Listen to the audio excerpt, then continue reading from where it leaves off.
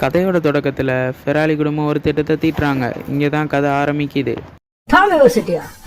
அவனை என்ன பண்ணாம வச்சிருக்கீங்க? அவனை கொண்டு வாங்க கேட்டோம். எதுக்கு எங்களை கூப்பிட்டேன்? நார்த்தில் நம்ம டாப், ஆனால் சவுத்தில் அதுக்குதான் அவனை கூப்பிட்டுருக்கு. வாய் சிட்டி சொக்க தங்க மாதிரி பிஸ்னஸுக்கு கொலம்பியன் ஸ்கூல், மெக்சிகன் ஸ்கூல் நரகம். ஏன் கியூபனை குழந்தை வெட்டி போடுறாங்க? நமக்கு இதுதான் சரியான நேரம்.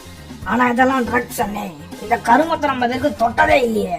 இதுதான் சரியான நேரம். இப்போ நம்ம அதை விட்டோம், நம்ம எதிரிங்க இதை பாம்பாக்க ஆரம்பிச்சிருவானுங்க. அப்புறம் நம்ம வெளியில தான் பார்க்கணும். அதனால நம்ம ஒருத்தர் அனுப்புவோம், மற்ற கருமத்தை நாமும் பார்த்துக்குவோம் நம்ம வேலைக்காக. அப்புறம் நம்ம நிம்மதியா உள்ள இறங்கி வேலை பார்க்கலாம். நீ இப்ப யார கூட போற?